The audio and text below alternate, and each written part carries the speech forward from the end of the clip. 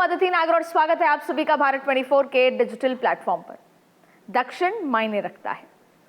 दक्षिण मायने इसलिए रखता है क्योंकि अगर दिल्ली में सरकार बनानी है तो दक्षिण बेहद मायने रखता है और इसका सबसे बड़ा उदाहरण था 2024 के चुनाव।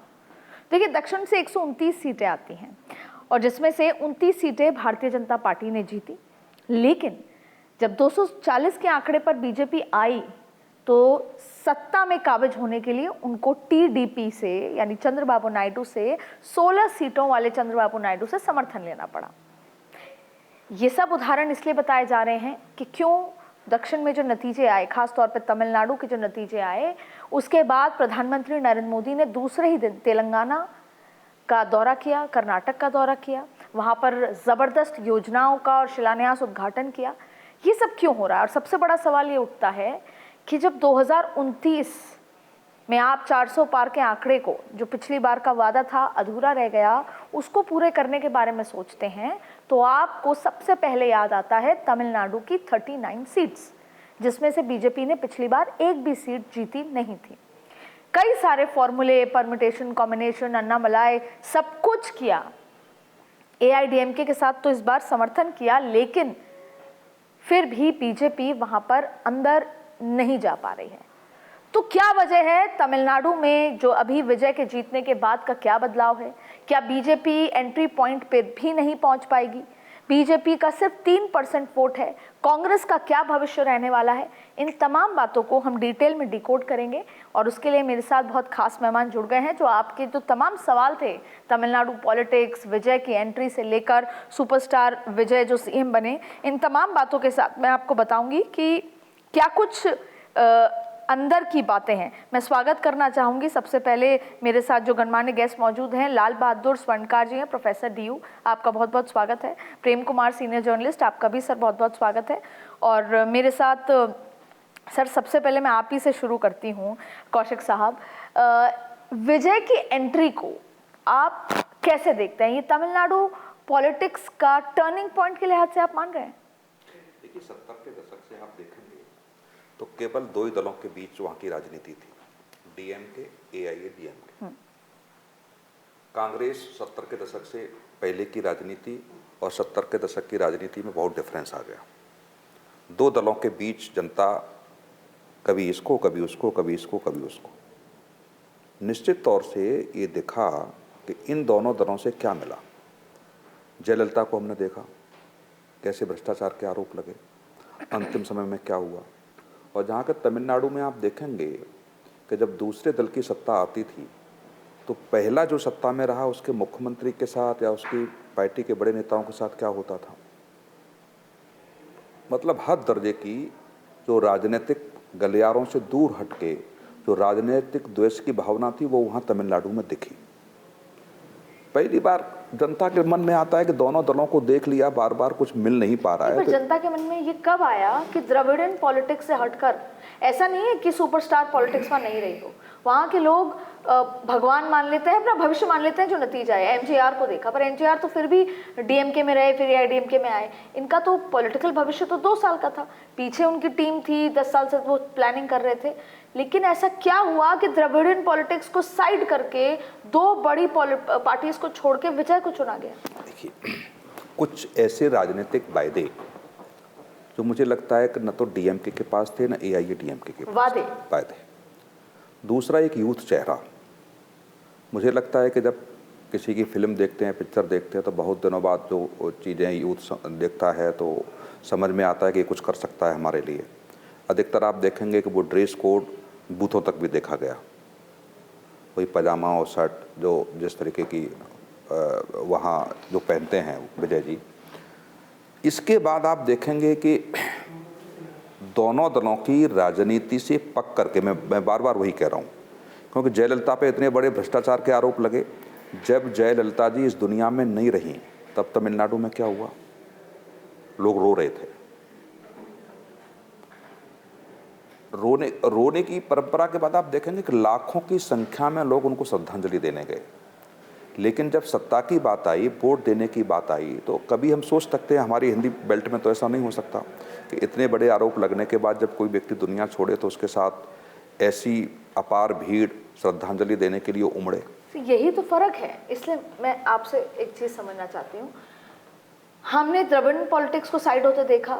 ये इतना विरोधाभास कैसे है कि एक तरफ तो नॉर्थ में हम हिंदुत्व की लहर देख रहे हैं, एक तरफ हम देख रहे हैं कि 22 राज्यों में बीजेपी की सरकारें आ गई हैं, हिंदुत्व की बात हो रही है, एकजुटता।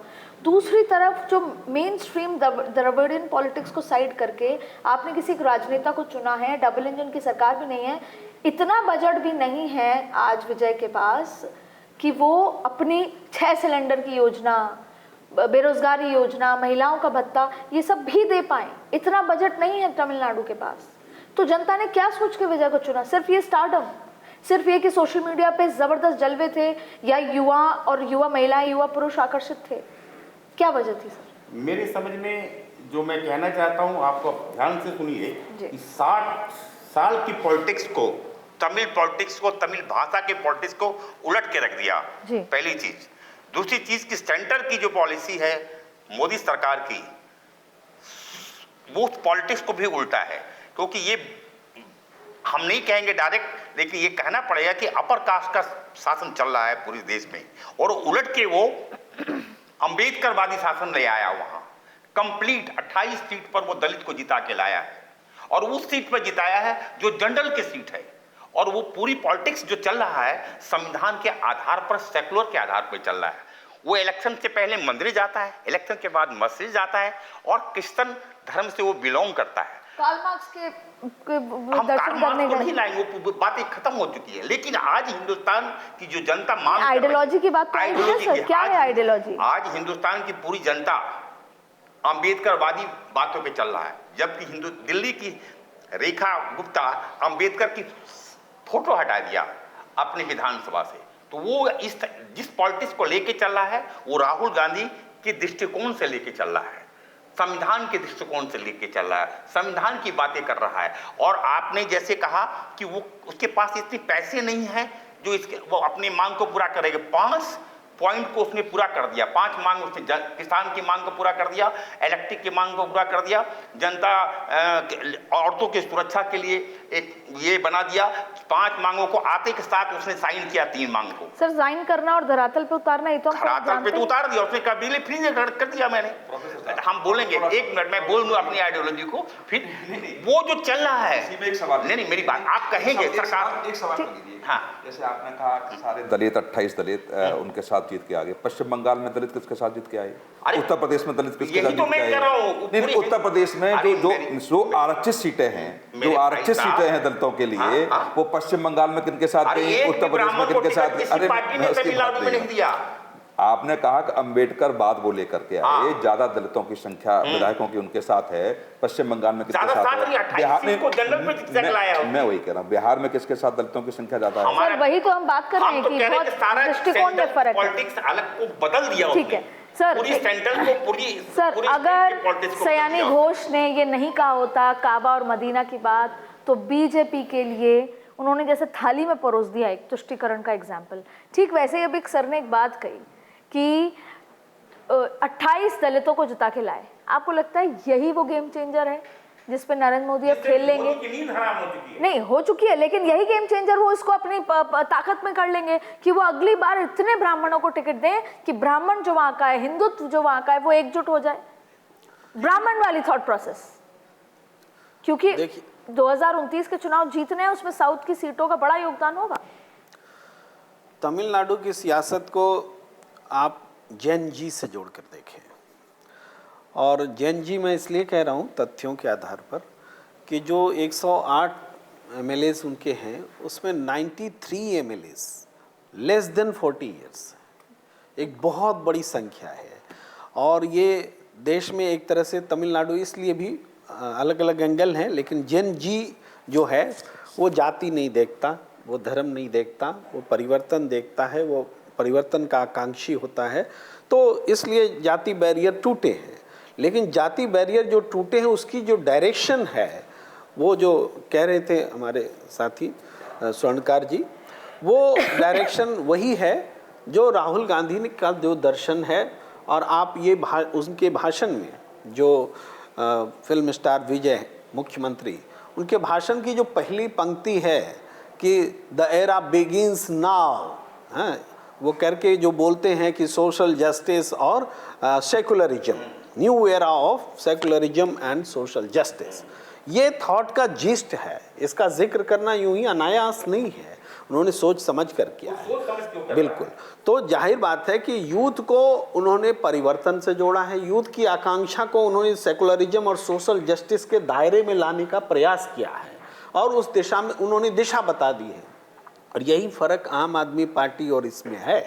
आम आदमी पार्टी का दर्शन आज तक किसी को नहीं मालूम, किसी को पता नहीं चला, वो बताया नहीं, उन्होंने घोषणा ही नहीं की। वो क्या, विदेश नीति क्या होगी, आर्थिक नीति क्या होगी, सोशल जस्टिस है कि नहीं है, सेकुलरिज्म है कि नहीं, किसी बात पर उसका व्यूज नहीं है। ये नई पार्टी, इसने व्यूज रखा है, तो ये फर्क है।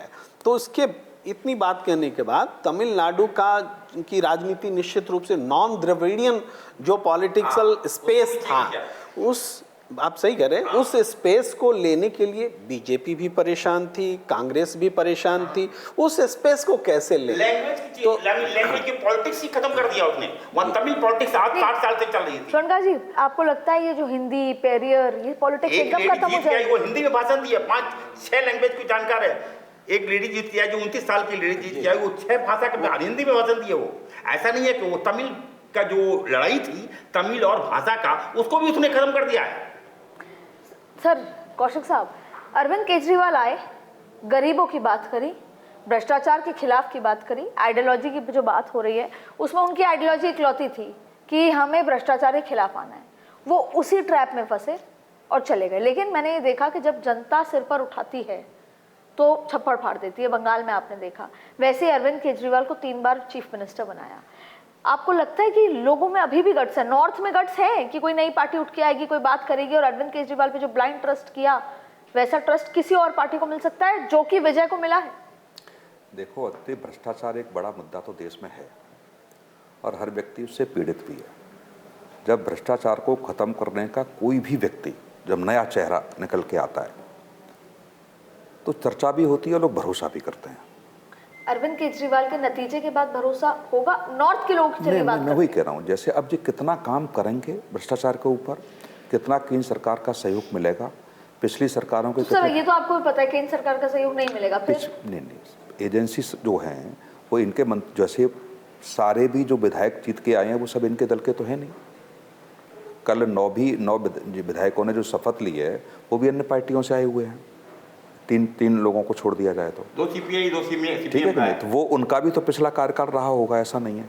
तो ऐसा नहीं है कि इनकी सरकार ने कुछ नहीं किया, जो इनके साथ लोग जुड़े हुए उन्हें क्या किया पिछले कार्यकाल में, इसमें तो केंद्र एजेंसियां तो हस्तक्षेप करेंगी कि नहीं करेंगी।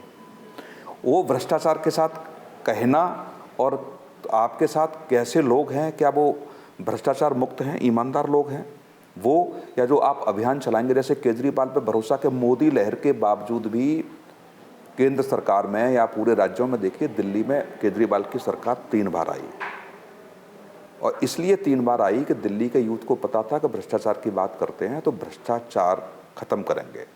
लेकिन भारतीय जनता पार्टी ने उसी भ्रष्टाचार के मुद्दे पर उनको घेरा, कोई और मुद्दे नहीं थे, केवल भ्रष्टाचार का मुद्दा था। तो राजनीतिक दल अब एक दूसरे के विपक्षी होने के नाते वही कमजोरियां पकड़ते हैं जो उनकी मजबूती का कारण बनती हैं। तो जो भी विजय जी करेंगे, मुझे जहां तक लगता है, मुझे पहले तो लगता नहीं है कि सरकार बहुत दिनों तक चल पाएगी, लेकिन फिर भी ये चलती है तो कई चीज़ों से वो जूझना पड़ेगा। केंद्र सरकार के सहयोग के बगैर तो नहीं चलेगी। या फाइनेंशियल पोजीशन खराब है, जैसे आप देख रहे होंगे हिमाचल में क्या स्थिति है, तो वो पूरा कर पाएंगे कि नहीं कर पाएंगे। जैसे आते ही आते मुझे लगता है कि हिमाचल की सरकार ने भी इतना विरोध केंद्र सरकार का नहीं किया होगा, लेकिन विजय जी की पार्टी ने बीजेपी के बारे में क्या बोला और केंद्र सरकार के बारे में क्या बोला, ये छुपा नहीं है। नहीं, तो मैंने सुना कि वो वीडियो भी डिलीट कर दिया गया है जो राहुल गांधी और उनकी जो रील वायरल हो रही थी, इसके पीछे क्या कारण आप मानते हैं? वही तो कहें कि उसकी आइडियोलॉजी को सेंट्रल सरकार पचा नहीं पा रही है। अगर मान लीजिए पूरे हिंदुस्तान में ये आइडियोलॉजी चलती है, हर स्टेट में ये आइडियोलॉजी चलती है, जैसे यूपी में ही, तो यूपी में भी बहुमत किसका है? अपर कास्ट का तो है नहीं, तो फिर सरकार प्रभावित हो जाएगी योगी की सरकार। इसलिए उस आइडियोलॉजी को खत्म करना चाहता है। मीडिया में कहीं नहीं दिखाया जा रहा है, ये यूट्यूब पर दिखाया जा रहा है। नहीं, जो मैंने आपको बात किया। सर प्रोफेसर तब कौन सी आइडियोलॉजी की बात कर रहे हैं आप? अरे भाई, जो अम्बेडकरवादी उसने सरकार सर बनाई आप तो है। मुझे क्यों ये मतलब आप ये कह रहे हैं कि अंबेडकर की सरकार है, वो अंबेडकरवादी सरकार अरे है? सोशल जस्टिस की सर ने भी बताया कि क्या? सोशल जस्टिस और सर का कहने का मतलब ये है सोशल जो जस्टिस PDA की बात वो करते सोशल हैं। जस्टिस तो इसलिए कह रहे हैं सर वो पीडीएफ फैक्टर वैसे ही बहुत प्रभावी है। नहीं, अगर सोशल जस्टिस इसलिए उन्होंने कहा, सेकुलर शब्द का इसलिए उन्होंने उपयोग किया कि उसी राज्य से जितनी बार सनातन को गाली दी गई मौजूदा सरकार के लोगों ने दी, स्टालिन ने कहा था, स्टालिन के बेटे ने दिया, स्टालिन ने दिया, तो उसका ऑप्शन क्या था? बीजेपी के पास वो नहीं जा सकते हैं और वो कह रहा है कि नहीं सारे धर्मों की बात कर रहा है वो, तो एक भी ब्राह्मण को टिकट नहीं दिया, किसी पार्टी ने नहीं दिया। नहीं, ये आप ये कैसे बार बार कह रहे हैं कि सनातन का रक्षक, सनातन का संरक्षक सिर्फ ब्राह्मण ही है? भाई ब्राह्मण तो संरक्षक है ही है। कैसे है? उसके अलावा क्या है? ये सरकार कैसे है? ये सरकार भी संरक्षक है। कहाँ संरक्षित है? ओबीसी प्रधानमंत्री है, भाई सबसे ज्यादा ओबीसी केंद्र में भी मंत्री है, उत्तर प्रदेश में भी देखिए सबसे ज्यादा ओबीसी मंत्री है। नैरेटिव की बात है, आपको पता है पीडीए का नैरेटिव भारी पड़ जवाब दे रहा सकता हूँ, सुन लीजिए। कौशिक ये कह रहे हैं साहब, कि ओबीसी प्रधानमंत्री, आपको पता होना चाहिए गुजरात में ये जो ओबीसी रिजर्वेशन में नहीं आता है, रिजर्वेशन पॉलिसी में ओबीसी नहीं आता है, सेंट्रल में भी नहीं आता गुप्ता ओबीसी में, आप पता कर लीजिएगा, आरक्षण नहीं आता है। ये तो बिहार में है बनियों को आरक्षण, और कहीं बनियों का आरक्षण से गुजरात में नहीं है, दिल्ली में भी नहीं है। ओबीसी कहने का मतलब ये कि आरक्षण पॉलिसी में आप आते हैं या नहीं आते हैं। सर आपने एक बहुत इंपॉर्टेंट बात मुझे यहाँ कही, जैसे एक महिला वोट बैंक है, अलग अलग वोट बैंक हैं, पहले तो कमंडल मंडल की बात होती थी, हिंदू वोट बैंक है, वैसे यहाँ पे आपने एक जेनजी वोट बैंक की बात की और वहीं से शुरू होता है turning point of the political history की बात कर लें, या फिर तमिलनाडु से शुरू हुआ। लेकिन मुझे आप ये समझाइए, इतने लंबे समय तक हिंदी की वो लड़ाई चलती रही, भाषा की लड़ाई चलती रही, वो क्या एकदम खत्म हो जाएगी इसके बाद? और क्या इसका फायदा बीजेपी को मिलेगा? अगर बात जेनजी की ही है कि जेनजी वोट करता है, तो बीजेपी तो फिर इस पच्चन पे, उसके लिए हिंदी की लड़ाई मुश्किल थी, पर जेनजी का मन अपनी तरफ खींचना, रुझान लेकर आना, वो डिफिकल्ट नहीं होगा। देखिए, तमिलनाडु को पर हम बात करें तो तमिलनाडु से बाहर के लोग तमिलनाडु के बारे में क्या सोचते हैं, वो नज़रिया डिफरेंट है, और तमिलनाडु के लोग तमिलनाडु मुझे दोनों डिफरेंस बता दीजिए सर। वो डिफरेंट है। हिंदी को लेकर के जितने आग्रही हम हैं तमिलनाडु से बाहर, वो उतना बड़ा मुद्दा वहाँ रहेगा कि नहीं रहेगा, वो प्राथमिकता जो है इस बार की चुनाव ने ये तय कर दिया कि हमारी प्राथमिकताएं दूसरी हैं, हिंदी नॉन हिंदी प्राथमिकता नहीं है, तो उस पर कम चर्चा होगी और हमारे लिए हम खुश होंगे कि चलो वो मामला सुसुप्तावस्था में चला गया, खत्म नहीं हुआ, सुसुप्तावस्था में चला गया। बंगाल में भी पहले प्राथमिकता बार बार क्या दी गई, महिला अस्मिता, उसके बंगाली अस्मिता की, लेकिन पलट दिया ना, प्राथमिकता बता दी कि हमारी तो डेवलपमेंट प्राथमिकता है, हिंदू की सुरक्षा प्राथमिकता है। वो तो चुनाव में कब क्या पलट जाए, नारी की सुरक्षा प्राथमिकता है। डेवलपमेंट प्राथमिकता तो अभी साबित करनी पड़ेगी नई सरकार को। पहली बार बीजेपी की सरकार आई है, सरकार आने से पहले का 5 दिन हमने देखा किस तरह से गुजरा, उसके बाद का भी समय देख रहे हैं, वो अभी देखा जाना बाकी है, वो हम कह रहे हैं। और तमिलनाडु को भी अभी साबित करना बाकी, तमिलनाडु ने पर विजय कैसे कर पाएंगे सर, साबित कैसे करेंगे? पैसा तो केंद्र के सहयोग से आना चाहिए, केंद्र के सहयोग में तो तेलंगाना के सीएम से उन्होंने बोल ही दिया है कि अगर आपको वहां पहुंचना है जहां पहुंचना चाहते हैं तो मेरे साथ आ जाइए। हाँ, इसको थोड़ा सा बोलना जरूरी, आपने ठीक अवसर मुझे दिया। देखिए, जो केंद्र सरकार जो देती है स्टेट्स को, इसके फार्मूले तय होते हैं, ऐसा नहीं कोई अपनी मर्जी से किसी को ज्यादा बंगाल को प्रॉब्लम कर रहा था, बंगाल को कर ये होता है, उसका एक रूल होता है। और नरेंद्र मोदी जी ने जो तेलंगाना के सीएम को भाषण दिया है, वो विशुद्ध रूप से झूठा भाषण दिया है। मैं बताता हूँ कैसे झूठा भाषण दिया। जब उन्होंने कहा, रेवंत रेड्डी ने, कि जब आप मुख्यमंत्री थे और डॉक्टर मनमोहन सिंह प्रधानमंत्री थे, तो उस समय आपने 10 साल में एक गुजरात मॉडल खड़ा किया मनमोहन सिंह जी के सहयोग से जी। तो आज आप उस जगह पर बैठे हैं, प्रधानमंत्री हैं, तो ये अवसर तमिलनाडु तेलंगाना की 4 करोड़ जनता को मिलना चाहिए, वो उम्मीद के साथ देख रही है। तो इसके जवाब में जो प्रधानमंत्री जी ने कहा कि हम 10 साल में हमने गुजरात को जो दिया वो हम आपको देने को तैयार हैं, लेकिन ये आपको जो अभी मिल रहा है वो आधा हो जाएगा मेरे पास जो जानकारी है उसके मुताबिक, ये सरासर झूठ है। जो मैंने तुरंत उसका क्रॉस चेक किया था कि मोदी जी ऐसा कैसे बोल रहे हैं, तो जनवरी 2025 तक जो सेंटर ने गुजरात को दिया वो 6,000 करोड़ से ज़्यादा था, और जो तेलंगाना को दिया वो 3,600 करोड़ के आसपास था। तो ये दुगना और आधा कैसे हो जाएगा? ये तो ऑलरेडी आधा तेलंगाना है, उसको कैसे आधा हो जाएगा? पहले से ये सफ़ेद झूठ है, सरासर झूठ है। और उसके बाद एक प्रधानमंत्री बोलते हैं, उसका जवाब नहीं दिए रेवंत रेड्डी का, और बोलते हैं कि आप मेरे साथ आ जाओ तो प्रॉब्लम दूर हो जाएगा। तो ये एक निहायत ही घटिया बयान था। प्रधानमंत्री के तौर पर उनको जवाब देना था कि तेलंगाना का डेवलपमेंट में देश कैसे योगदान करेगा। इस जवाब को उन्होंने दिया ही नहीं। ये एक चीज़ है। तो आपका जो प्रश्न है कि स्टेट का जो विकास है केंद्र के सहयोग के बगैर नहीं होगा। सहयोग जरूरी है, लेकिन सहयोग ऐसा भी नहीं है कि आप जबरदस्ती किसी का हक छीन सकते हैं। हमारे देश में फार्मूला तय अभी है। जो 5 राज्यों के चुनाव हुए, इसमें समझ में आया कि जिसके पास ऑर्गेनाइजेशन और आइडियोलॉजी है, जनता अब एक स्थिर सरकार चाहती है ऑर्गेनाइजेशन आइडियोलॉजी के साथ। अदरवाइज हम तमिलनाडु को छोड़ दें तो ओवरऑल यही एक्सपेक्टेशन हुई। तो बीजेपी के पास ऑर्गेनाइजेशन है, आइडियोलॉजी है। अगर तेलंगाना बीजेपी सरकार बनाती है, शटजार डेवलपमेंट नहीं करेगी, आप खुद बताइए, नहीं करेगी सर। मैं फिर से कहता हूं कि ऐसा नहीं है कि केंद्र सरकार अपने मन से किसी को ज्यादा पैसा दे देगी, किसी को कम दे देगी। उसका फिक्स है। वो होल्ड कर सकती है, परेशान कर सकती है, देर कर बकाया सकती है। रख सकती है, लेकिन उसका हक छीन नहीं सकती। आज में कल देना ही पड़ेगा। तो इसमें बाधा आती है, और वो भेदभाव वो लोग चिल्लाते भी हैं। हर जब बैठक होती है, नीति आयोग की, पहले योजना आयोग की होती थी, तो सबका यही होता। आज जीएसटी का जब पैसे का बंटवारा होता है तो स्टेट गवर्नमेंट बोलती है कि हमारा जीएसटी का इतना पैसा बाकी है, ऐसा पैसा बाकी है। वो शिकायतें हैं, लेकिन ये शिकायतें ही डिसिसिव नहीं है, क्योंकि डबल इंजन की सरकार तो आज 20 राज्यों में है। ठीक है, सर ने एक बात मुद्दा उठाया, मुझे आप एकदम बेबाकी से पूछेगा, बताइएगा, क्योंकि मेरे दर्शक पूछ रहे हैं। गवर्नर को लेकर सवाल उठाए। पहले RN रवि ने जब 10 विधेयक राष्ट्रपति को भेज दिए तब सवाल उठे, तब सुप्रीम कोर्ट को कहना पड़ा ये गलत है। तमिलनाडु का ही जिक्र है।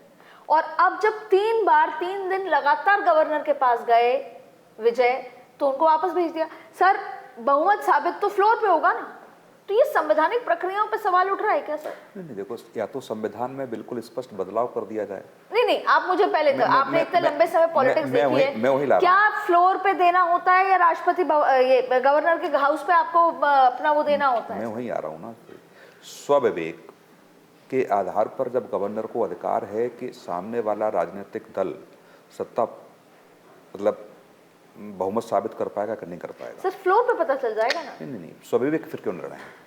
स्वविवेक वो तो वहाँ होगा बाद में। पहले जब पार्टी, जिसकी पार्टी को सीटें ज्यादा मिलती हैं वो जाता है, तो गवर्नर उससे सहमत है। जाके कह रहे हैं कि मैं तो सरकार बना लूंगा, फ्लोर पे बहुमत साबित करना है, तो दिक्कत कहाँ? लेकिन आप देखेंगे ना कि शाम तक जिनके साइन होने थे वो कितनी देरी लगाई उन्होंने। सर आज सीएम बन गए विजय? नहीं, सीएम बन गए, लेकिन फ्लोर पे देखेंगे हम। आपको भी पता है, मुझे बहुत अच्छे से याद है, उत्तर प्रदेश में आपको याद होगा जब कल्याण सिंह मुख्यमंत्री थे, नरेश अग्रवाल ने कांग्रेस को तोड़ करके लोकतांत्रिक कांग्रेस बना के समर्थन दिया।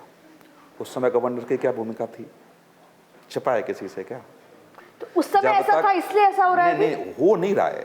जब आप गवर्नर, नहीं, बिल्कुल क्यों नहीं होगा। जब गवर्नर को कुछ ऐसे अधिकार हैं ना, कौन से गवर्नर पहले जाते थे जो अब जा रहे हैं? कि पश्चिम बंगाल में किसी गवर्नर पे किसी महिला ने आरोप लगाया राजभवन में? क्या किसी गवर्नर ने आज तक कहा कि मैं अपने भवन में सुरक्षित नहीं हूं? किसी गवर्नर ने कहा क्या?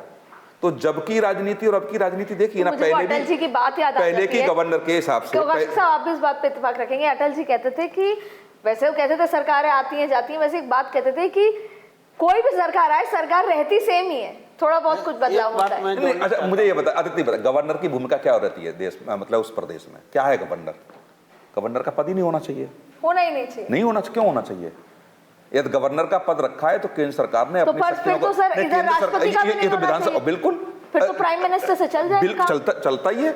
ये तो सब फॉर्मेलिटीज के लिए, ये राजनीतिक एजेंडों को चलाने के लिए कैसे लगाम कसी जा सके, संविधान में ऐसा व्यवस्थित है। संविधान में है कि नहीं है ना? सर कई बार मुद्दे सुप्रीम कोर्ट में भी नहीं फैसले सही होते तो राष्ट्रपति के पास जाते हैं, आप कह रहे हैं तो पद ही नहीं होना। राष्ट्रपति फिर कैसे करता है? वही केंद्र सरकार का जो मुखिया पार्टी का मुखिया होता है। मणिपुर में लॉ एंड ऑर्डर नहीं कंट्रोल हुआ तो राष्ट्रपति शासन लगा, आप कह रहे हो पद ही नहीं होना चाहिए। मैं कह रहा हूँ राष्ट्रपति शासन किसी राष्ट्रपति ने लगाया है क्या बिना केंद्र सरकार के? मतलब पीछे से रास्ता कू नहीं होगी ना, पीछे से क्या करना है राष्ट्रपति को, पीछे से कू नहीं होगा गवर्नर को क्या करना है कि राष्ट्रपति संविधान के तरीके, संविधान में जो प्रोविजन दिया गया है राज्यपाल को अपॉइंट करने का, को सब दल के ये विवादों से अलग हट के अपना निर्णय देना है। अगर संविधान में कोई बातें हैं तो आइडियली ऐसा होना चाहिए, आइडियली यही होना चाहिए, पर आइडियली चीजें हो नहीं रही है। मैं आपको करने के तो आप कुछ भी कीजिए, लेकिन आपको एक संविधान में प्रोविजन दिया गया है कि आपको इस तरह से, जैसे आपने कहा कि जो इनको सरकार 3 बार बुलाने नहीं बुलाया गया, अरे पटल पे उसको बहुमत साबित करना है, चाहे उसको कम हो या ज्यादा हो। अभी स्टालिन और 2 पार्टी मिलकर सरकार बना रही थी, बीजेपी पैक कर रहा था। अभी रिसेंट अभी की न्यूज है कि बीजेपी से हट गया है वो पार्टी टूट गई, बीजेपी को साइड लाइन कर दिया, क्योंकि आइडियोलॉजी वहां जो चल रही है, अब वो लोग भी अगर मिलकर सरकार, ये सरकार गिरा देगी अगर इनके समझ से, तो उनको भी वही आइडियोलॉजी के चलना पड़ेगा। जल्दी से एक बात बता दीजिए, स्टालिन का क्या भविष्य है, या स्टालिन का भविष्य के बाद साथ साथ उनके बेटे का, उसने बीजेपी को सपोर्ट करने की सहमति दे दी कि हम बीजेपी को सपोर्ट करेंगे सरकार। सर अब यही आती है इंपॉर्टेंट बात सर, एक तरफ तो वो अपनी सारी दुश्मनी भुलाकर अपने पुराने दुश्मन डीएमके के साथ सत्ता में आना चाहते थे, जिससे विजय बाहर रहे। अब विजय सत्ता में आ गए तो डीएमके उनका सपोर्ट कर रहे हैं। सर ये क्या है, मेरे इस कॉकटेल को समझा दीजिए। पहले कांग्रेस डीएमके का सपोर्ट छोड़ देते हैं, जबकि दशकों पुराना समर्थन है, फिर और कांग्रेस ये दावा करती है हम तो इसलिए छोड़ रहे हैं जिससे कि दोबारा चुनाव ना हो या राष्ट्रपति शासन ना लगे, सिर्फ बीजेपी को बाहर रखने के लिए। फिर आप देखिए अब डीएमके कह रहे हैं कि मैं सपोर्ट कर दूंगा। ये क्या है सर? लेफ्ट पार्टीज के समर्थन के लिए उनको कार्ल मार्क्स के वहां पर करने, हाथ जोड़ने जाना पड़ा। सिर्फ कौन सी आइडियोलॉजी है? आप कह रहे थे कि आइडियोलॉजी इनके पास है, डिफाइंड है, अरविंद केजरीवाल के पास नहीं है। क्या है सर ये खिलवाड़ तो नहीं हो रहा? आपके प्रश्न के उत्तर में आने से पहले मैं पिछली चर्चा का एक लाइन में हस्तक्षेप चाह रहा था करना, वो करता हूँ कि गवर्नर जो है, गवर्नर के उसमें डिस्क्रेशन ऑफ द गवर्नर लिखा जाता है, स्वविवेक जैसा कोई शब्द नहीं। गवर्नर जो है वो इंस्टीट्यूशन है, पर्सन नहीं है। हमारी मानसिकता गलत है कि गवर्नर एक पर्सन है। गवर्नर एक इंस्टीट्यूशन है, और इंस्टीट्यूशन का मतलब है कि वो संवैधानिक प्रावधान के तहत वो उसको डिसीजन जो है अपने सारे सिस्टम से निकाल के गवर्नर जो है उनकी जुबान से वो आता है। तो जब वो संवैधानिक प्रावधान के तहत जब क्वेश्चनएबल होता है तो बहुत सारी बातें उठती हैं। जब बात डिस्क्रिप्शन की आती है तो कुछ भी डिस्क्रिप्शन में आ सकता है ना। उस समय मुझे क्या सही लगता है, जैसा कह रहे थे सर, डिस्क्रेशन जो एक शब्द है वो एक इंस्टीट्यूशन का डिस्क्रेशन, एक पर्सन का डिस्क्रेशन, दोनों में बहुत फर्क है। इसी पर मैं ध्यान दिला रहा हूं। बीच में नहीं, प्लीज बीच में अपनी बारे में बोलिएगा। ये मेरा हस्तक्षेप था। अब उसके बाद मैं दूसरी तरफ आता हूं आपके उस सवाल पर। वो सवाल क्या है कि तमिलनाडु की सियासत में आपने देखा होगा कि नेता प्रतिपक्ष की कुर्सी स्टालिन ने आज संभाल ली है ना, और नेता प्रतिपक्ष जो होता है वही कभी सीएम भी होता है। अगर आपने प्रतिपक्ष की कुर्सी छोड़ दी तो सत्ता पक्ष आप बन नहीं पाएंगे, ये मुझे लगता है। और कांग्रेस ने ऐसी बहुत सारी गलतियां की हैं। भाई दिल्ली में आम आदमी पार्टी को सरकार बना दी जब आम आदमी पार्टी उसके खिलाफ लड़के आई थी, और बीजेपी को नेता प्रतिपक्ष की कुर्सी दे दी। उत्तर प्रदेश में भी मुलायम सिंह के समय में ऐसा ही हुआ, बिहार में भी इन्होंने यही किया। तो ये सारी चीज़ें कांग्रेस की गलती रही है, लेकिन डीएमके ने ये गलती नहीं की है। डीएमके के बारे में हम ये जानते हैं कि उन्होंने बैकडोर से भाई बीसी के उनसे मिल करके समर्थन देता है इसको, विजय को, और उसी तरह से AIUML भी स्टालिन से मिल करके समर्थन देता है। तो हम एज्यूम करते हैं कि स्टालिन उनकी सरकार बनाने में मदद कर रहा है, एज्यूम करते हैं। हम सबूत कभी नहीं दे सकते, लेकिन हम ये मानते हैं कि उसने मदद की है। और उसका जो राजनीतिक कारण है वो ये है कि तमिलनाडु में बीजेपी आज की तारीख में अछूत पार्टी बन चुकी है। AIADMK ने भी उससे जो अपना किनारा किया, और आपने जो खबर बताई वो यही है। बीजेपी 3 सीट से 1 सीट पर आई, 900 वोट से जीती। जो बीजेपी को साथ लेगा तमिलनाडु में उसकी राजनीति नहीं चलेगी। ये तमिलनाडु का मैसेज है। तो बीजेपी नॉन बीजेपी गवर्नमेंट बने, ये तमिलनाडु की भावना थी। अगर स्टालिन ने उस भावना को भी पूरा किया और अपोजिशन का पोजीशन भी बरकरार रखा, क्योंकि उसको भविष्य में राजनीति करनी है और सत्ता में आना है। क्या 2024 के 2029 के चुनाव में 39 सीट्स में से एक भी सीट बीजेपी ला पाएगी? अब ये तो उस बीच में क्या राजनीति बदलती है, वो क्या करते हैं। अब इस बीच में हम हाँ बोल दे तो भी उसका कोई आधार नहीं, ना बोले तो उसका भी कोई आधार नहीं। सर ने बात कही, कौशिक साहब मुझे डिटेल में बताइए, सर ने बात कही कि बीजेपी अछूती पार्टी हो गई है। ये बात कहते हैं, समझ आता है, ठीक है, लेकिन जब बात अमित शाह पर आती है, यही अछूती पार्टी वो पश्चिम बंगाल में भी थी। 2016 से तैयारी चल रही है, उससे पहले से तैयारी चल रही है, लेकिन अल्टीमेटली किला ढहा दिया और जबरदस्त ढहा दिया। अगर अमित शाह ये फैसला ले लें कि मुझे तमिलनाडु में सरकार बनानी है with organisation, strategy, ideology, whatever, तो क्या लगता है छूती पार्टी रहेगी? नहीं, देखो ये तो तब के हालात होंगे कि क्या मुद्दे रहेंगे, कितना संगठन उनका वहाँ धरातल पर है, बूथ लेवल पर है कि नहीं है। पश्चिम बंगाल में जो उन्होंने 15 साल से तैयारी की निश्चित तौर से बड़ी ताकत के साथ तैयारी वो कर रहे थे। पिछली बार भी आप 2021 उतनी ताकत नहीं झोंकी जितनी पश्चिम बंगाल में झोंकी लगता है। नहीं, क्योंकि जितने भी मिलने वाले लोग थे या जो जानकारी सोशल मीडिया के माध्यम से आ रही थी, बीजेपी का हर छोटा बड़ा नेता पश्चिम बंगाल में था। तमिलनाडु में नहीं था, केरल में नहीं था, कहीं नहीं था। तो इस बार बिल्कुल this time the focus was on Paschim Bangal. और हाँ, इसी तरीके से ये दोनों ने तमिलनाडु पर फोकस किया, तो मुझे नहीं लगता कि बहुत सारी चीज़ें ऐसी हो पाएंगी। 3 पे आई, फिर 77 पे आई, अब 207 पे आ गई। तमिलनाडु में जो भी कुछ हो रहा है, जैसे बार बार नई पार्टी के बारे में विजय जी की पार्टी बात कर पा रहे हैं हम लोग, चल पाएगी कि नहीं चल पाएगी, राजनीतिक समीकरण उनके क्या रहेंगे क्या नहीं रहेंगे, और फिर अगली बार जब चुनाव में जाएंगे तो क्या परिस्थितियाँ बदलेगी, ये तो समय पर निर्भर है। वो ज़रूर कहें कि साहब आप सेकुलर की बात कर रहे हैं, सारे धर्मों की आप बात कर रहे हैं, किसी ने प्रोफेसर साहब करे ब्राह्मणों को टिकट नहीं दी। बेसिकली बीजेपी को आप देखेंगे कि पूरी समीक्षा करती है, अधिकतर जिन राज्यों में जाती है कि आखिर में पिछले चुनाव में रहा क्या, कौन से ऐसे बिंदु रहे जिन पर गलतियां, और वो गलतियां देखेगा कि ब्राह्मणों को टिकट देकर के गलतियां की हैं राजनीतिक दलों ने, नहीं दे करके, हाँ बिल्कुल नहीं दे करके किए, तो हो सकता है उस पर आगे बढ़ेगी वो। दूसरा कुछ ऐसे कारण वहाँ ढूंढेगी, जैसे पश्चिम बंगाल में कई ऐसे, जैसे सुनील बंसल साहब से जब बात होती थी तो बंसल साहब ने कई महीने पहले वहाँ जब दौरा किया तो ये निकल के आ रहा था कि उन सीटों को चिन्हित किया जहाँ टीएमसी बहुत मजबूत थी। जैसे आप वहाँ पे तो उन्होंने वोट को सेग्रीगेट करने की कोशिश की। भवानीपुर में आप देखेंगे ना, भवानीपुर में अमित शाह जी 3 बार बात कर रहे थे अपने कार्यकर्ताओं से। क्यों कर रहे थे? हर व्यक्ति चाहता नेता प्रतिपक्ष होना चाहिए, लेकिन जो उनका ईगो बार बार बोल रहा था, तो अमित शाह जी ने कहा कि नहीं, जो अमित शाह जी का एक बार हेलीकॉप्टर नहीं उतरने दिया, सभाएं नहीं करने दी, हाई कोर्ट से जाकर के आदेश लेके आना पड़ा, तो वो चैलेंज जब कर रही थी, तो देखेंगे कि पश्चिम बंगाल के चुनाव में भवानीपुर से अलग हटा के अमित शाह जी पूरे में दे सकते थे, लेकिन कहीं ना कहीं टारगेट उन्होंने भवानीपुर को किया, और जिस तरीके से ड्यूटी कार्यकर्ताओं की लगाई, देखो आप। सर पश्चिम बंगाल, मैं तमिलनाडु पे वापस आऊंगी। बीजेपी ने जब अभी चुनाव, पिछला विधानसभा चुनाव में समीक्षा जब करी तो ये बात आई, 2 चीज़ें, तमिल संगमम की बात करते रहे वो लगातार, उससे इतना इम्पैक्ट नहीं आया। जबकि आप देखिए कि अब उन्होंने प्रधानमंत्री मोदी का खुद की कर्मस्थल, उनका लोकसभा से लेकर तमिलनाडु तक मैसेज देने की कोशिश की। दूसरा आप देखिए, राम मंदिर जब अपने एक उस राम जी की जो मूर्ति बनी, वो कहीं ना कहीं एक इंडिकेशन है साउथ को लेकर, या नॉर्थ के लोग गुस्सा हुए कि हमारे रामलला तो गोरे होते हैं। बहुत सारे प्रयास किए, लेकिन उससे बड़ा प्रयास उनका ये था कि या तो हिंदू एकजुट हो जाए। बीजेपी की सबसे बड़ी ताकत यही है, अल्टीमेटली लैंडस्लाइड विक्ट्री तब होती है जब हिंदू एकजुट हो जाता है। लेकिन तमिल में उन्होंने सोचा कि हमें क्रिश्चियंस और हिंदू अगर एक साथ हुए तब आएगी बात।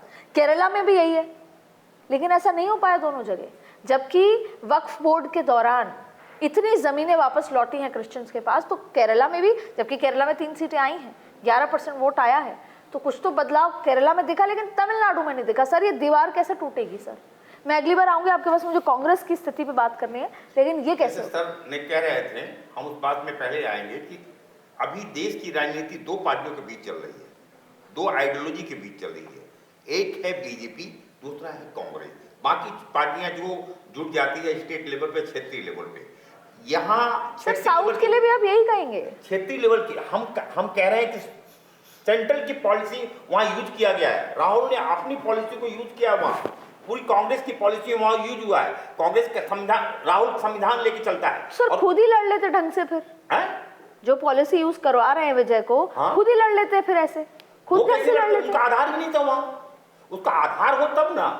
हमारा आधार मान लीजिए सर, आधार तो बीजेपी का भी नहीं था पश्चिम बंगाल में, आधार तो बनाया जाता है। बनाया जाता है, लेकिन साउथ में आज के डेट में सबसे ज्यादा आधार अगर है तो कांग्रेस पार्टी की। केरला में देखिए क्या हुआ, क्यों नहीं बीजेपी बहुत दिनों से लड़ रही है, बीजेपी के बड़े नेता वहां लड़ रहे हैं। केरला में बीजेपी कांग्रेस को बैठे बिठाए जीत मिली है।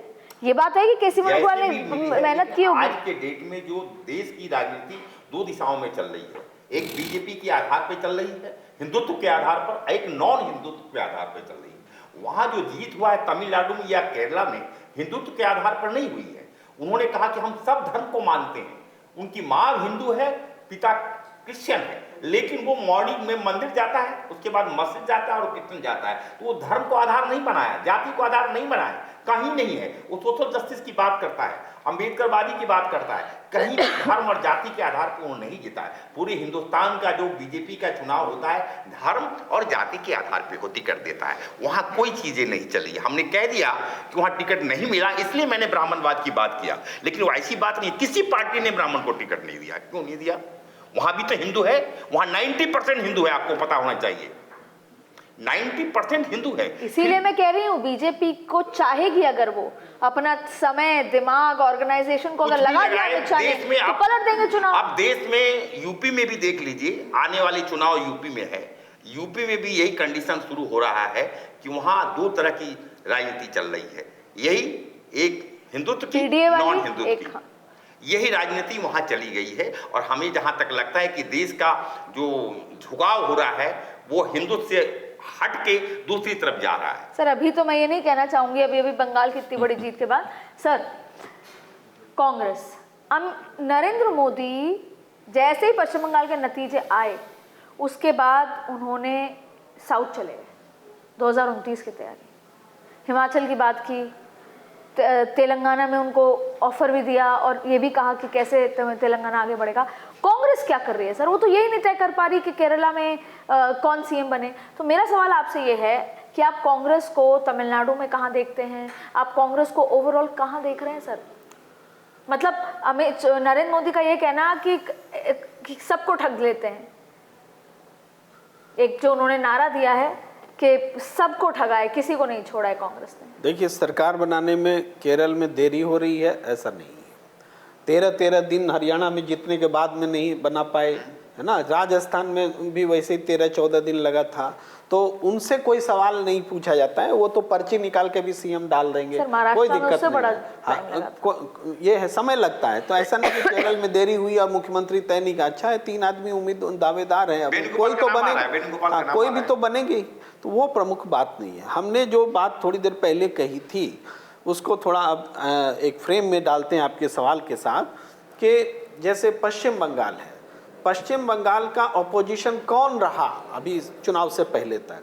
तो हर चुनाव, पिछले 3-4 चुनाव बीजेपी अपोजिशन थी, भले उसके पास 2 सीटें रहे, 3 सीटें रहे। अपोजिशन में न लेफ्ट थी न कांग्रेस थी, क्योंकि नेशनल पॉलिटिक्स के नाम पर वो ममता बनर्जी के ही साथ थी। तो जो अपोजिशन में ही नहीं रहेगा वो सत्ता में कैसे जाएगा?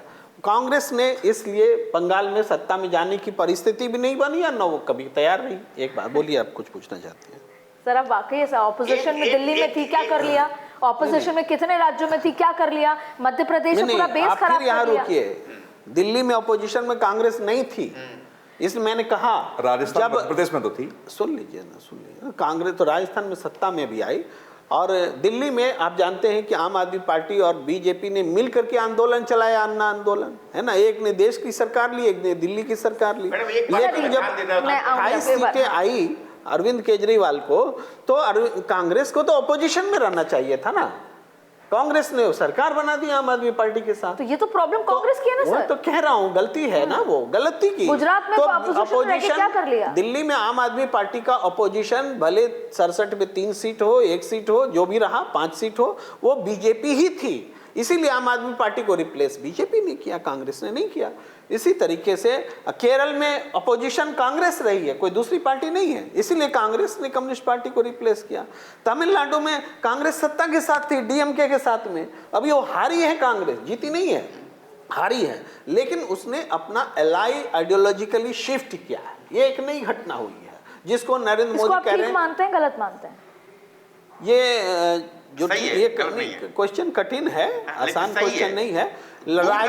इसको ये डीएमके के साथ, चूंकि डीएमके भी हमेशा से पाला बदलते वाली पार्टी रही है, कांग्रेस के साथ में कभी माने डीएमके कभी बीजेपी के भी साथ गई है और अपने भी साथ रही, तो वो उसको एकदम 100% एलाई मान करके, परमानेंट मान के नहीं चल सकती थी। और कांग्रेस ने ये देखा कि यहाँ पर एक ऐसा विकल्प आ रहा है जो नॉन बीजेपी गवर्नमेंट बनने के लिए हमसे बड़ा आइडियोलॉजिकली जीत लेके आया है, यानी हम फेल हुए और कोई और पास हुआ है। तो यहाँ पर ये जरूरी है कि हम जो सेंट्रल पॉलिटिक्स हमारी नॉन बीजेपी की है, उस सरकार को मदद की जाए। चलिए, तो इसको नरेंद्र मोदी, देखो मैं दिमाग से उतर जाएगी, आप ही से रिलेटेड है कि नारी आरक्षण पे जो मोदी ने कार्ड खेला, हमें जहां तक लगता है, इस पर अभी आप मीडिया वाले प्रभाव डालेंगे कि नारी आरक्षण पे इन लोग कार्ड खेला और साउथ को मैंने डिस्टर्ब किया परिसीमन के मुद्दा पे ले जाके। उसमें साउथ की सीट घट रही थी, याद रखिएगा। नहीं घट रही, नहीं घट रही है। आप बयान दिया था, बयान घट रही है। ठीक है, आप बात पूछिए, मैं वो यूपी और बिहार इस क्षेत्र, हिंदी भाषी क्षेत्र को बढ़ाना चाहता है, ऐसा और नहीं है सर, पल में सरकार बनाना चाह रहा था। सर, प्रभाव भी पड़ सकता है। दर्शकों को हम नहीं भ्रमित करें, मैंने इस पर बाकायदा पार्लियामेंट कवर करती हूँ सर, नहीं घट रही थी, 50% सबकी बढ़ रही थी सर। लेकिन साउथ में आपके पास 10 चॉकलेट्स हैं, मैं आपको सबकी 50% बढ़ाऊंगी, जिसके पास है उतनी बढ़ेगी सर। रेशियो नहीं घट रहा था। हमारा कहना है कि वुमेन आरक्षण पर उसने जो कार्ड खेलना चाह रहा था परिसीमन का, वो भी नेगेटिव गया है साउथ में। साउथ नहीं सर, आपको अगर लगेगा ना पश्चिम बंगाल में भी उसका कोई इम्पैक्ट नहीं है। महिलाओं ने वोट किया, मुद्दे अलग थे, हिंदू एकजुट हुआ है, हिंदू पुरुष एकजुट हुए हैं, ना पश्चिम बंगाल में इसका नैरेटिव लगा, ना ही साउथ में लगा। तो तमिलनाडु की बात कर रहे हैं। साउथ में जो प्रभाव जा रहा है अभी सेंटर की पॉलिसी का, वो हर जगह पर नेगेटिव जा रहा है। परिसीमन में भी उसका सीट नहीं पड़ रहा। ये संभव हो सकता है, जो भी उनको बताया। तमिलनाडु में हिंदू एकजुट हुआ कि नहीं, बताइए सर। नहीं लगा। क्यों नहीं लगा? हुआ होता तो वोट सबसे ज्यादा हिंदू वोट 90% हुआ हिंदू है। इसलिए क्योंकि आइडियोलॉजी एक्सेप्ट नहीं हो रही है हिंदू की। ये कहने की जबरदस्ती की बात कि बंगाल में हिंदू ने, अरे 2 करोड़ 90 लाख बीजेपी को मिला, 2 करोड़ 30 लाख तृणमूल कांग्रेस को मिला, भाई हिंदू वोट 90 लाख 2 करोड़ 90 लाख को वोट काट दिया गया। 90 लाख को वोट काट दिया गया। नैरेटिव बनाने की कोशिश है इन्होंने बनाया कि तमिलनाडु में सनातन जो सनातन को गाली दे रहे थे वो हार गए। अरे नॉन सनातन गवर्नमेंट आई है, समझिए ना, नॉन सनातन गवर्नमेंट आई है। अरे नैरेटिव बनाने की कोशिश सर, ये नैरेटिव नहीं है। आप, मैं वहां पर रही हूँ 25 दिन। आप प्रभावित हैं नैरेटिव से? सर नहीं, ये नैरेटिव आप नैरेटिव से प्रभावित है, मानिए, या मुझे कहने प्रेम कुमार सर, जब आप ये कह रहे हैं कि कांग्रेस ऑपोजिशन में थी वहां, सर कैसी बात है सर? ये कांग्रेस तो इस बात पे खुश है, नॉर्मली लोग इस बात पे खुश होते हैं कि हम सत्ता में आएंगे, कांग्रेस इस बात पे खुश होती है कि हम एक दिन ऑपोजिशन में आएंगे। पश्चिम बंगाल में इस बात पे कांग्रेस खुश थी। मेरे से बोला गया कांग्रेस के बड़े लीडर्स ने, चलो अच्छा है बीजेपी आ गई, अब हम अगली बार ऑपोजिशन में तो जरूर आएंगे।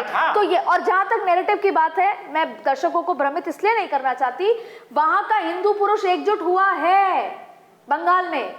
अगर महिला एकजुट नहीं हुई, पर महिलाओं ने एकजुट ममता दीदी को भी वोट नहीं किया है, ये समझने की जरूरत है सर। वहां पे हिंदू लहर आई है सर, हिंदू लहर, और सर नॉन बंगाली एकजुट हुआ है। अब ये सबसे इंपॉर्टेंट बात बस इतनी सी है, अब जो हम करने जा रहे हैं, मेरा टाइम। अगर ममता हारी है तो राहुल मजबूत हुआ है सेंट्रल में।